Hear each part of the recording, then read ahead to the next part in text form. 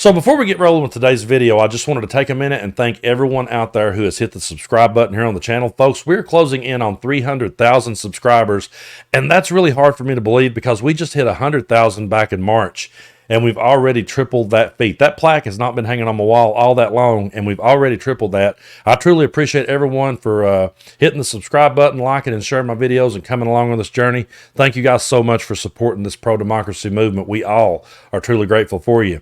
And I'll give you a little peek behind the curtain as to how things works here every day. I've got a group chat with the Midas Touch Network where we're working on ideas and coming up with stories to talk about, and the guys will send me stuff and say, hey, Brando, did you see this? And folks, I cannot count the times that I have typed back the words, is this real? Are you sure this is real? You sure this isn't satire? Before I talk about this, are you sure? Because there is so many mind-boggling headlines out there today that they should be satirical, but folks, they're not. And this one here from Midas Touch, I'm sorry to say, it's not satire. Take a look at this, folks. Trump will host January 6th awards gala in September. This has got to be one of the most disgusting things I've ever read. The event description says, we gather to pay tribute to all J6 defendants who have shown incredible courage and sacrifice. Donald Trump will host a J6 awards gala at Trump National Golf Course, Bedminster, on September 5th. Attendees will have a chance to win a plaque commemorating Maga's community purchase of numerous copies of Trump's Justice for All song. Folks, look at this flyer. This is so pathetic. You're invited to the J6 Awards Gala. This is the most disgusting thing I have ever seen.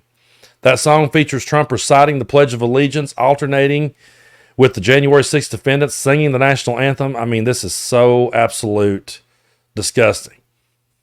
A flyer for the J6 Awards reveals that Trump has been invited to speak and indicates that his indicted co-defendant, Rudy Giuliani, will also be present at the event. As the event is being hosted at Trump's property, it's possible that Trump will address the attendees.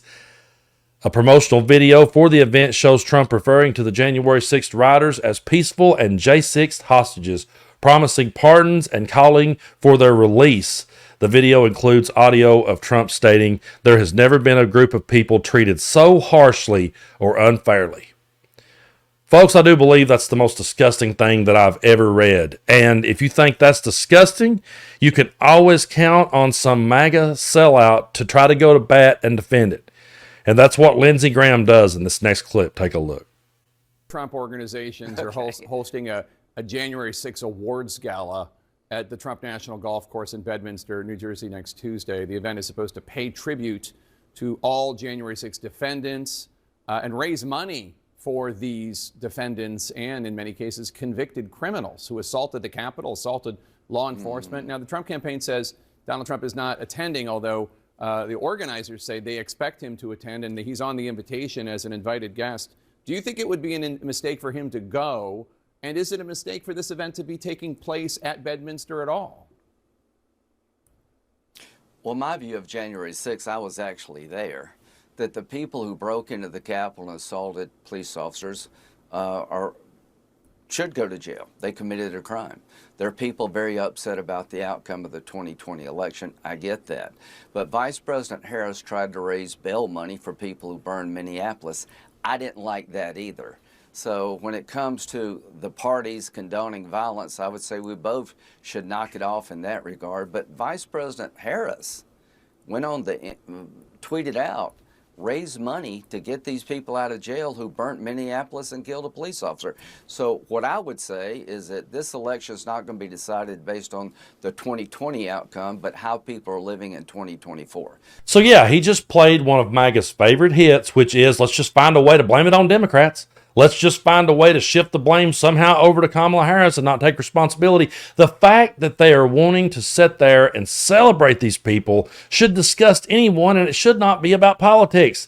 This shouldn't be about Republican versus Democrats. You have to go back to how you felt that day on January 6th, that sick feeling you had in the pit of your stomach when you watched our Capitol being desecrated, when you watched police officers get beat over the head, when you saw them carrying Trump flags and planting them on the Capitol, walking through the halls with the Confederate flag, a flag that we fought against. It was such a disgraceful, such a despicable day. It's such a huge stain on our history, and this moron is out there. out there going to celebrate them and hand them awards and honor them and talk about how unfairly and harshly they've been treated. It's so disgusting. And what's even more disgusting is watching people in my little sleepy part of the world just give this a pass and go, yeah, I don't see the big deal about it, Brando. It's cool. Well, guess what? You couldn't afford to go to it. I want to take you back here just for a minute to this story from Midas Touch, because nobody in my part of the world could afford to go to this thing. The event has already been postponed once, but is now back on. An old flyer reveals that ticket packages range from $2,500 for an individual to $50,000 for a table of 12 with a speaker seated at the table. Folks, get a load of this. VIP reception. Hour and a half from 4 to 5:30 p.m. Look at this.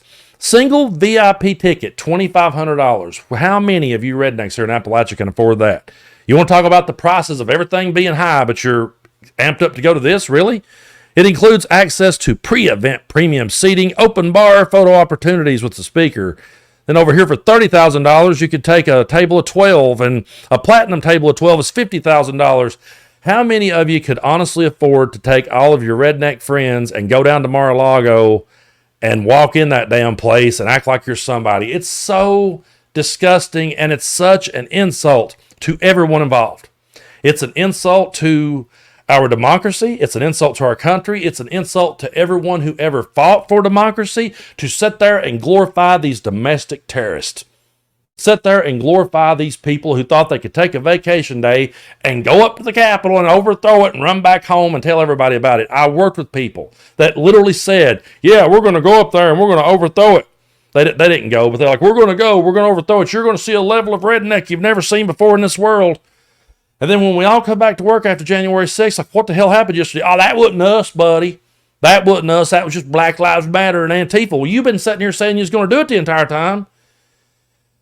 I am so sick of talking about these people, and I'm so sick of seeing Trump give these people pass after pass and glorify them like they're American heroes. They're not. There is no world in which they're American heroes, and there's no award that they're worthy of other than a prison cell. That's it. It's so disgusting. And going back to the beginning of this video, when someone sends me these headlines, part of me hopes, let this be satire. Just let this be somebody's warped sense of humor. Don't let this be real.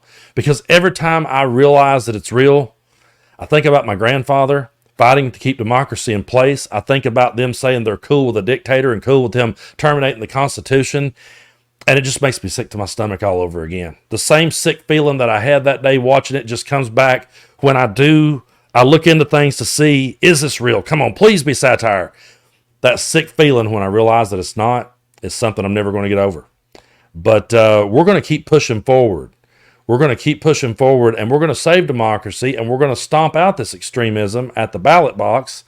We're going to put Kamala Harris and Tim Walz in office. And when we do, we're going to work to pick up the pieces and to correct all the damage that's been done by Trump. It's not going to be easy. We still got a long road ahead of us, folks, but it's worth it.